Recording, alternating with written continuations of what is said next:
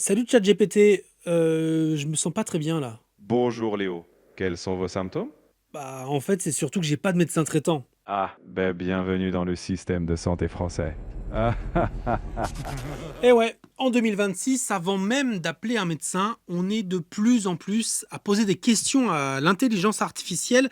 45% des Français y sont passés, selon une étude de Doctolib et de la Fondation Jean Jaurès, révélée par mes collègues de ici. C'est même devenu quasi normal pour près de 8 étudiants sur 10 qui galèrent à trouver un rendez-vous chez un médecin, comme les plus vieux.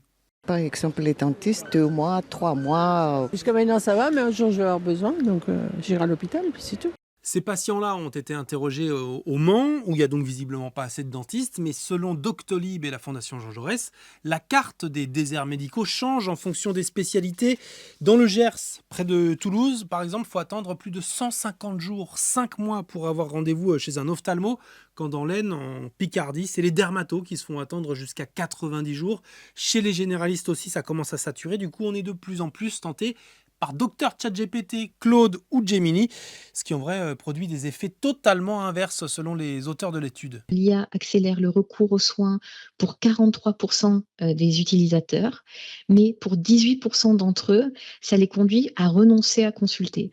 Alors oui, l'intelligence artificielle peut parfois aider dans un tout premier temps, mais elle ne remplacera jamais un vrai diagnostic d'un vrai médecin parce qu'entre t'as juste mal dormi ou t'as quelque chose de très grave, l'IA peut encore complètement halluciner. félicitations. Maintenant, t'es persuadé d'avoir un cancer.